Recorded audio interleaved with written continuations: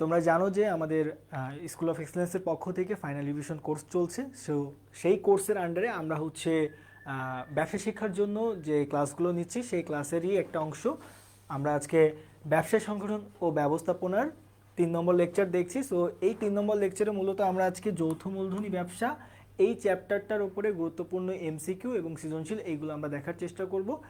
এবং এই গুরুত্বপূর্ণ এমসিকিউ এবং সিকিউ আমরা যখন সমাধান করব, এই সমাধানের সময় আমরা সেই রিলেটেড যে টপিকগুলো সেগুলো আমরা বিশ্লেষণ করব। সো আমরা আজকে আমাদের যে টপিকটা সেটা হচ্ছে যৌথ মূলধনী ব্যবসা।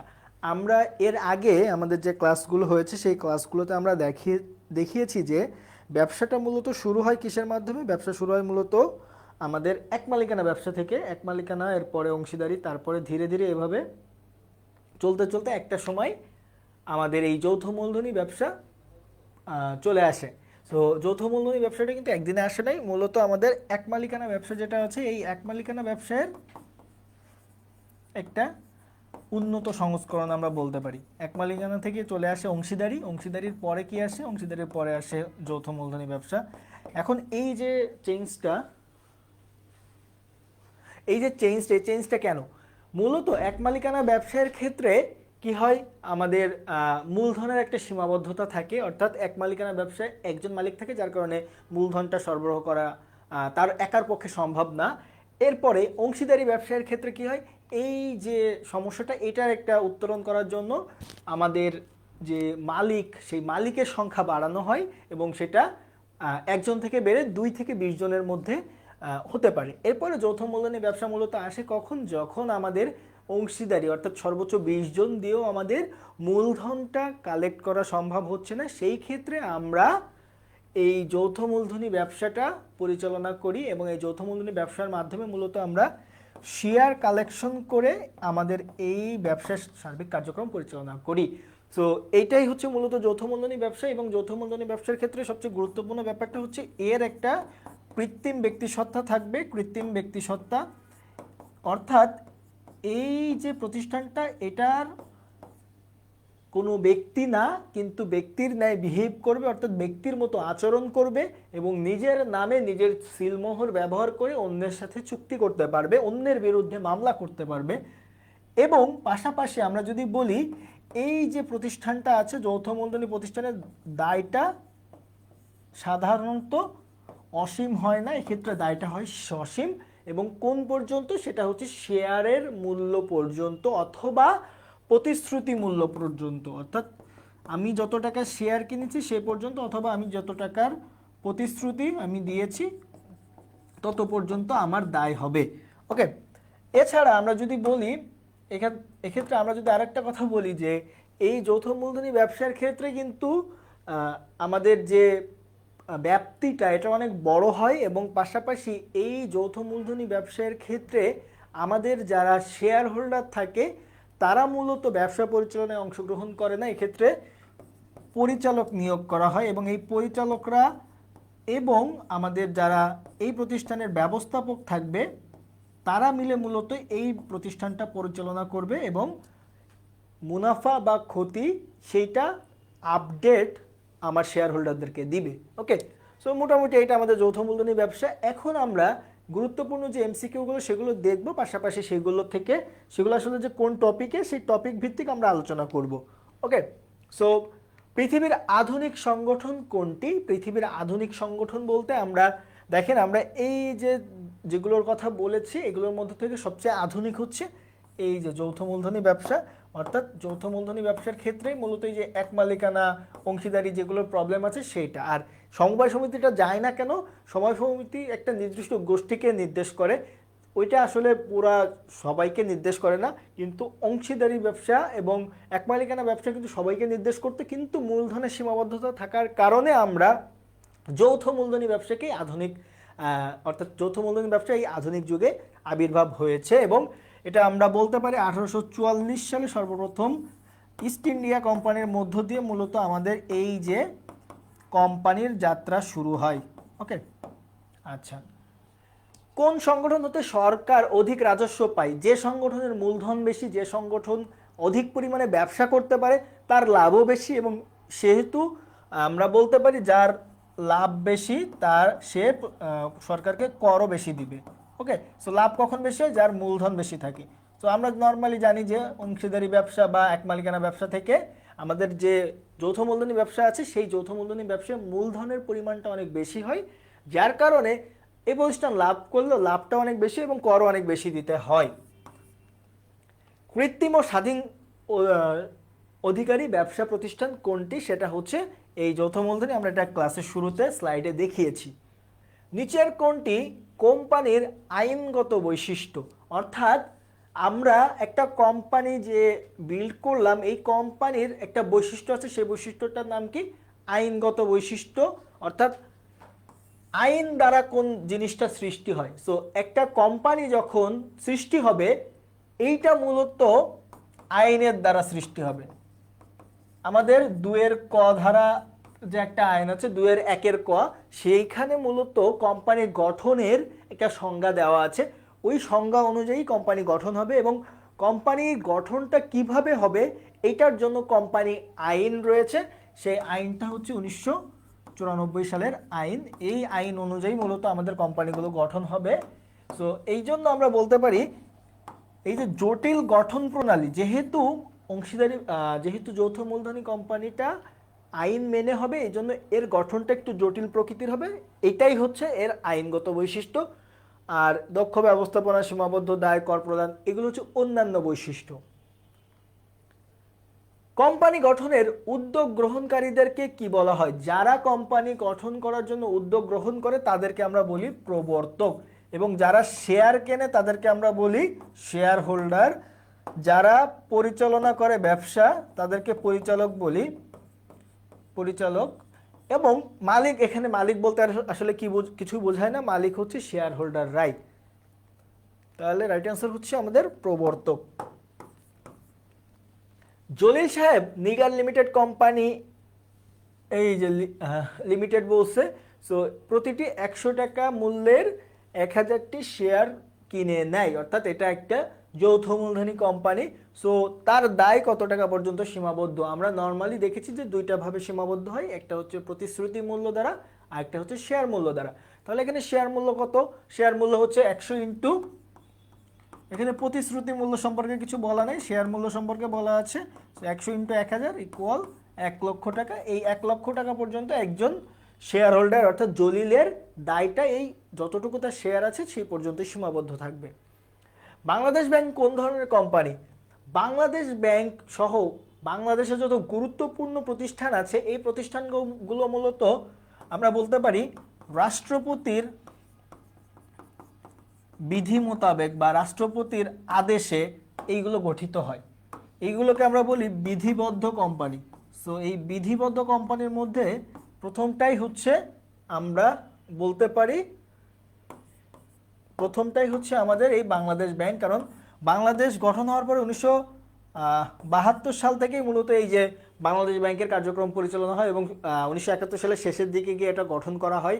72 সাল থেকে পরিপূর্ণভাবে কার্যক্রম চালু হয়। সো বাংলাদেশ ব্যাংক, এবং এটা মূলত তৎকালীন যে রাষ্ট্রপতি ছিল বাংলাদেশ স্বাধীনের পরে, তিনি হচ্ছে এই তার একটা অর্ডারের মাধ্যমে এই ধরনের কোম্পানি গঠন করে, এবং যেহেতু রাষ্ট্রপতি ঘোষিত অর্ডারের মাধ্যমে হয় সেগুলোকে আমরা বলি বিধিবদ্ধ কোম্পানি। ইংল্যান্ডে সর্বপ্রথম কত সালে কোম্পানি আইন পাস হয়? সেটা হচ্ছে 1844 সাল, আমি এটা বলেছি, এবং সেটা ইস্ট ইন্ডিয়া কোম্পানির মধ্য দিয়ে হয়। ব্যাপক বেকার সমস্যার সমাধান হয় কোন প্রতিষ্ঠানের মাধ্যমে?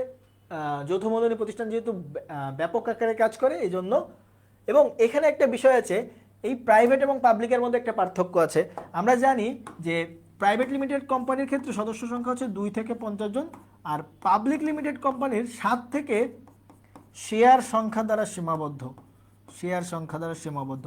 অর্থাৎ আপনি যত বেশি শেয়ারের সংখ্যা বাড়াবেন আপনার তত কি হবে, তত আপনার প্রতিষ্ঠানে, আপনি যত শেয়ারের সংখ্যা বাড়াবেন আপনার প্রতিষ্ঠান তত বড় হবে এবং তত বেশি কর্মসংস্থানের সৃষ্টি হবে। সো এই সুযোগটা আছে মূলত এই পাবলিক লিমিটেড কোম্পানিতে, এই জন্য এটা হচ্ছে বেকার সমস্যার সমাধান বেশি করে থাকে। শেয়ার মালিকদের দায় সাধারণত শেয়ার মূল্য দ্বারা সীমাবদ্ধ, প্রতিশ্রুতি মূল্য দ্বারা সীমাবদ্ধ, মূলধন দ্বারা সীমাবদ্ধ। আমি এই দুটির কথা আপনাদেরকে শুরুতেই বলেছি। সো আমাদের অ্যান্সার হচ্ছে এই দুটা।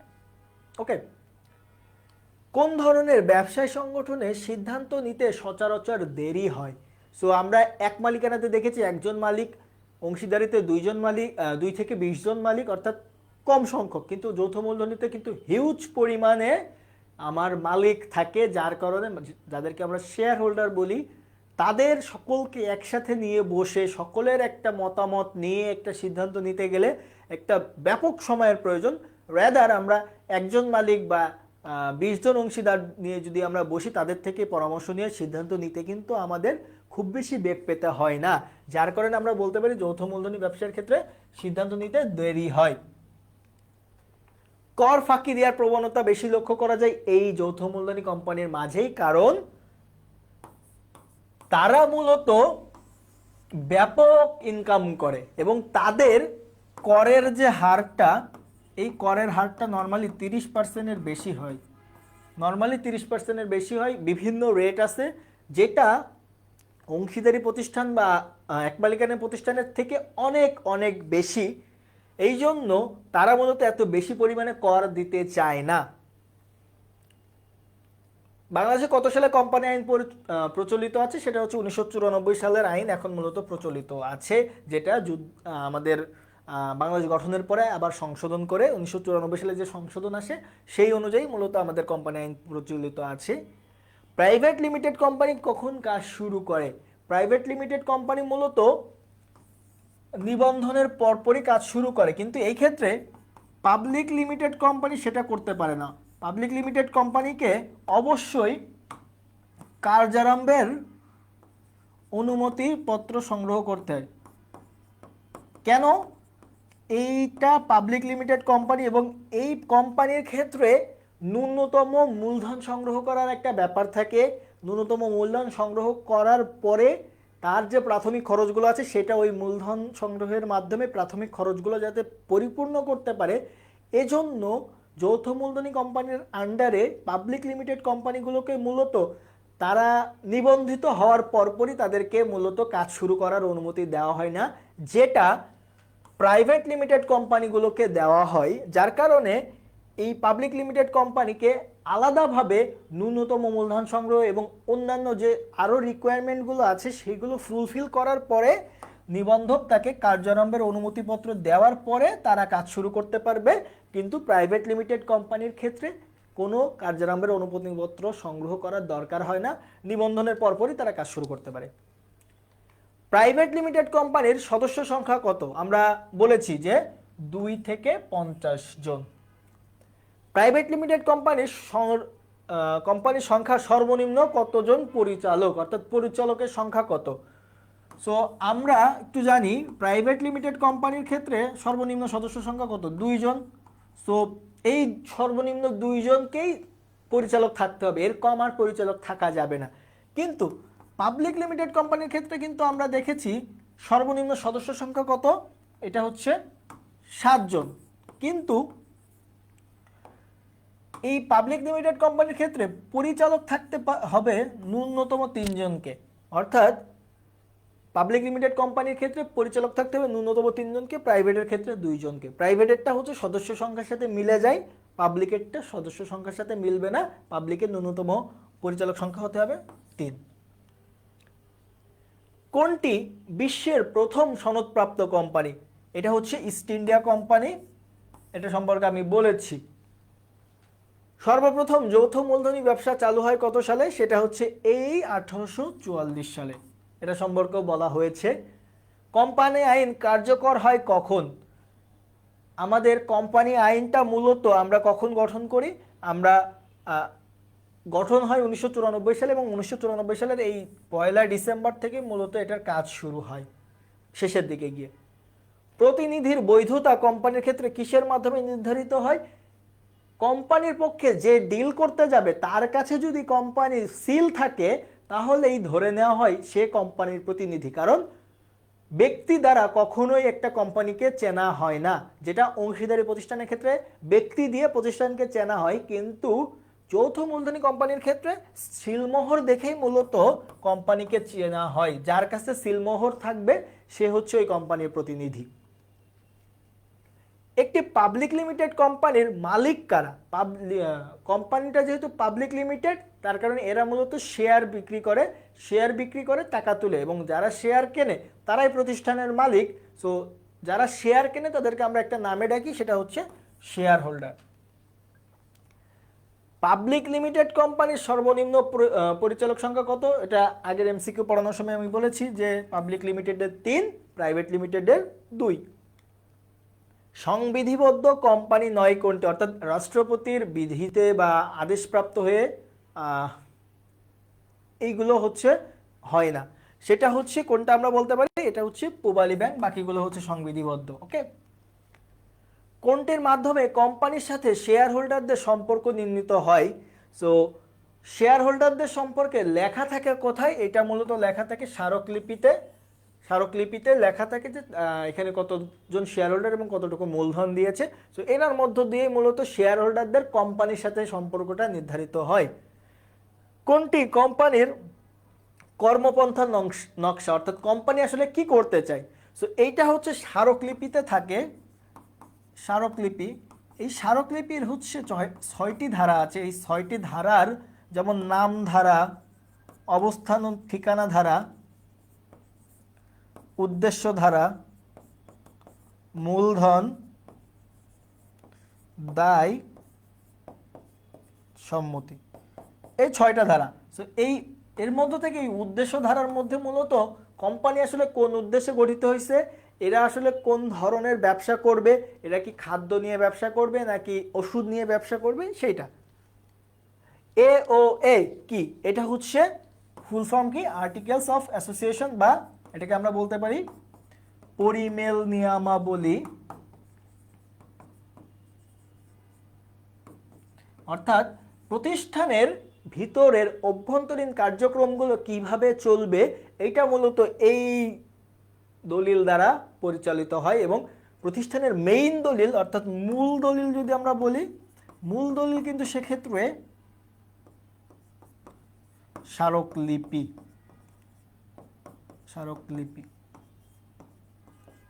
ওকে, কোম্পানির বার্ষিক সাধারণ সভা আহ্বানের কতদিন আগে নোটিশ দিতে হবে? এটা সাধারণ জ্ঞান, 14 দিন আগে মুখস্থ রাখতে হবে। কখন বিবরণপত্র প্রচারের প্রয়োজন হয় না? যখন এক্সিস্টিং শেয়ার হোল্ডাররাই অর্থাৎ রাইট শেয়ার ইস্যুর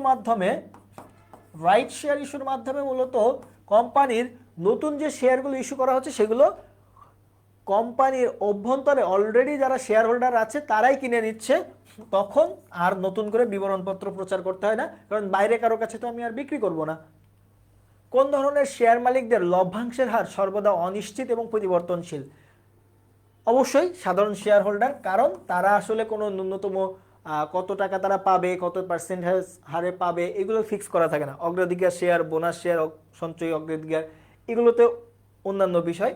নর্মালি সাধারণ শেয়ার হোল্ডাররা এটা ফিক্স করে রাখে না। বাংলাদেশে কয়টি শেয়ার বাজার আছে? 2টা আছে, একটা হচ্ছে ডিএসসি ঢাকা স্টক এক্সচেঞ্জ, আর একটা হচ্ছে সিএসসি চট্টগ্রাম স্টক এক্সচেঞ্জ। কোন ব্যবসা প্রতিষ্ঠান বাজারে শেয়ার ইস্যু করতে পারে?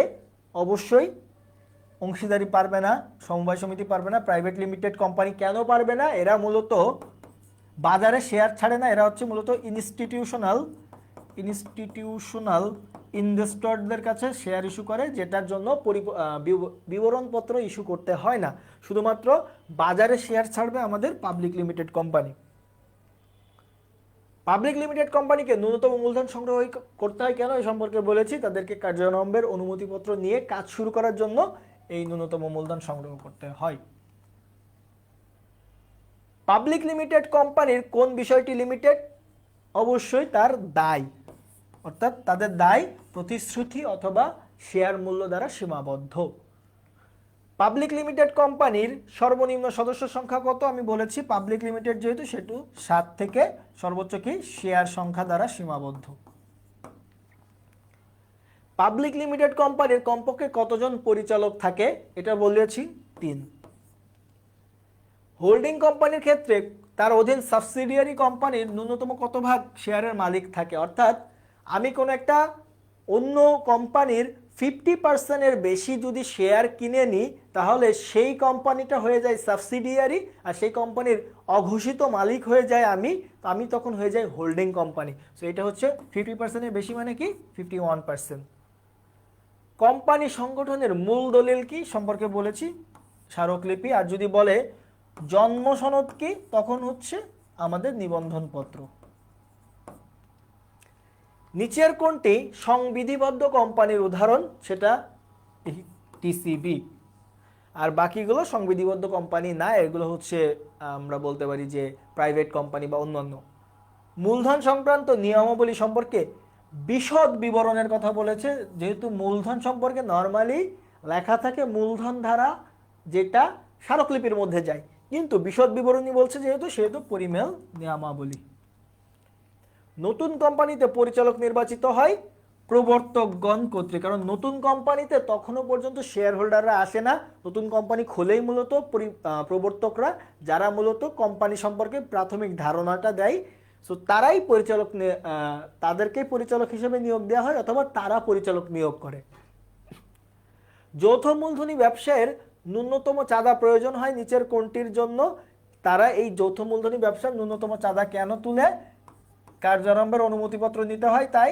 এবং কার্যারম্ভের অনুমতিপত্রের জন্য এটার পিছনে লজিকটা কি, সেটা হচ্ছে এই ন্যূনতম যে প্রাথমিক খরচগুলো আছে, এইটা কোম্পানি নির্বাহ করতে পারে না নিজে নিজে। কারণ প্রথম দিকে কোম্পানির জন্য একটা হিউজ খরচ হয়, তাদেরকে জমি কিনতে হয়, বিল্ডিং করতে হয়। সো এই খরচটা কোথা থেকে তারা পাবে? কারণ তারা কিন্তু তখনও পর্যন্ত শেয়ার ইস্যু করে নাই। সো এই জন্য এই প্রাথমিক খরচ সরবরাহের জন্য তাদেরকে অবশ্যই ন্যূনতম মূলধন বা চাঁদা সংগ্রহ করতে হয়, যেটা ওই প্রবর্তকগণের কাছ থেকে, অর্থাৎ প্রাথমিকভাবে যারা কোম্পানির সাথে জড়িত থাকে তাদের থেকে সংগ্রহ করতে হয়। বিবরণপত্র প্রচারের কতদিনের মধ্যে পাবলিক লিমিটেড কোম্পানিকে ন্যূনতম মূলধন সংগ্রহ করতে হয়? সেটা হচ্ছে 6 মাস বা 180 দিন। স্মারকলিপিতে উল্লেখ থাকে কোনটি? নামধারা, অবস্থান ও ঠিকানা ধারা, উদ্দেশ্য ধারা। যে 6টা ধারার কথা বলেছি সবগুলো এখানে আছে, তো 1, 2 ও 3। কোম্পানির সদস্য হওয়া যায় শেয়ার ক্রয়ের মাধ্যমে, পরিমেল বন্ধে স্বাক্ষর করে, আমানত গ্রহণের মাধ্যমে। আমানত গ্রহণের মাধ্যমে কোম্পানির মালিক হওয়া যায় না। সদস্য হওয়া যায় পরিমেল বন্ধতে সাইন করে, অর্থাৎ যারা প্রবর্তক তারা পরিমেল বন্ধতে সাইন করে। এবং শেয়ার ক্রয় করলে তো আপনি মালিক হবেনই। সো 1 ও 2। পাবলিক লিমিটেড কোম্পানির ক্ষেত্রে সর্বনিম্ন সদস্য সংখ্যা 7 জন। হ্যাঁ, ঠিক আছে। সর্বোচ্চ সদস্য সংখ্যা 50 জন না, এটা প্রাইভেট লিমিটেড কোম্পানির ক্ষেত্রে শেয়ার বিক্রি করে মূলধন সংগ্রহ করে। হ্যাঁ, এটা হবে। সো 1 ও 3। মূলধন সংগ্রহের দীর্ঘমেয়াদী উৎস কোনটি? যেহেতু মূলধন সংগ্রহ করব, দীর্ঘমেয়াদী উৎস বলতে কি, যেটা দীর্ঘদিন প্রতিষ্ঠানে থাকবে। সো ঋণ, দেশীয় মহাজন, বাণিজ্যিক দলিল, এগুলো নর্মালি আমাদেরকে খুব অল্প দিনের মধ্যে 1 থেকে 5 বছরের মধ্যে পরিশোধ করে দিতে হয়, কিন্তু অবলেখকের মাধ্যমে মূলত আমরা শেয়ার কিনি। সো এই শেয়ারটা প্রতিষ্ঠানে দীর্ঘদিন ধরে থাকে। সো এখান থেকে যে মূলধনটা আসে সেটা প্রতিষ্ঠানে দীর্ঘদিন থাকে। ঋণপত্রের মালিক কোম্পানির জন্য কি? ঋণপত্রের মালিকরা কোম্পানির জন্য পাওনাদার, অর্থাৎ এই ঋণপত্রের মালিকরা কোম্পানির কাছে টাকা পায়। পরিচালক হতে হলে কোন ধরনের শেয়ার কিনতে হবে? সেটা হচ্ছে যোগ্যতা সূচক শেয়ার কিনতে হবে। স্মারকলিপির 4র্থ ধারা কোনটি? আমরা বলেছি সেখানে হচ্ছে 4 নম্বরে কি ছিল? মূলধন ধারা। আর সর্বশেষ স্মারকলিপিতে কয়টি ধারা আছে? সেটা হচ্ছে 6টা, এটা সম্পর্কে আমি বলেছি। সো এই যে 50টা গুরুত্বপূর্ণ এমসিকিউ, এই এমসিকিউগুলো আপনাদেরকে প্র্যাকটিস করতে হবে আপনাদের আগামী এইচএসসি এক্সামের জন্য, এবং এইগুলোর মধ্য থেকে এই যৌথ মূলধনী থেকে প্রশ্ন আসবে, এর বাইরে আসবে না বলে আশা করি। সো আমরা যদি একটা সৃজনশীল দেখি, পরিমেল নিয়মাবলী কি এ সম্পর্কে বলেছি। প্রতিষ্ঠানের অভ্যন্তরীণ যত কার্যক্রম আছে, এই অভ্যন্তরীণ কার্যক্রম পরিচালনার জন্য মূলত যে নিয়মকানুনগুলো তৈরি করা হয়, এই নিয়মকানুনগুলোকে আমরা বলি পরিমেল নিয়মাবলী। সেক্ষেত্রে কোনো প্রতিষ্ঠানের যদি পরিমেল নিয়মাবলী তৈরি করতে না পারে, তখন তফসিল 1 নামে একটা ইনবিল্ড পরিমেল নিয়মাবলী আছে, সেইটাই প্রতিষ্ঠান পরিমেল নিয়মাবলী হিসেবে ইউজ করে। বিলম্বিত শেয়ার বলতে কি বুঝো? বিলম্বিত শেয়ার বলতে আমরা পরবর্তীতে, অর্থাৎ পরে আমরা শেয়ার ইস্যু করব সেটা। উদ্দীপকে মূলধন সংগ্রহে কোম্পানিটি কোন ধরনের শেয়ার ইস্যুর সিদ্ধান্ত নিয়েছে? প্রতিষ্ঠানে অতিরিক্ত মূলধন লাগবে এই লক্ষ্যে বিদ্যমান শেয়ার হোল্ডার অর্থাৎ প্রতিষ্ঠানে যারা অলরেডি আছে তাদের কাছে শেয়ার বিক্রি করলে আমরা কি বলি? এটাকে আমরা বলি রাইট শেয়ার। কি বলি? Right share. এবং তাদের একটা দেনা বেড়ে যায়, কোম্পানি দেনা পরিশোধে অক্ষম হয়, যার কারণে এই কোম্পানি যেহেতু দেনা পরিশোধে অক্ষম তাই তাদের বাধ্যতামূলক কি হবে? বিলোপ সাধন হবে। বাধ্যতামূলক বিলোপ সাধন। ওকে, সো এই মোটামুটি আমরা সৃজনশীলটা ঠিক এই টাইপেরই আসবে, আমরা যেন ঘাবড়ে না যাই এবং আমরা যেন ভালো মতো অ্যান্সার করতে পারি। আমাদের আজকে মূলত 50টা এমসিকিউ এবং আমাদের সৃজনশীলটা এতটুকুই ছিল। আমরা আগামী যে ডেটগুলো আছে সেই ডেটে আমরা আমাদের পরবর্তী যে ক্লাসগুলো সেগুলো আমরা নিব এবং চেষ্টা করব আপনাদের যে কমেন্টের যে প্রবলেমগুলো আছে সেগুলো রিপ্লাই দেওয়ার। তো ততক্ষণ পর্যন্ত আপনাদের সকলের সুস্বাস্থ্য কামনা করে আজকের মতো আমরা ক্লাস শেষ করছি। দেখা হবে পরবর্তী কোনো ক্লাসে।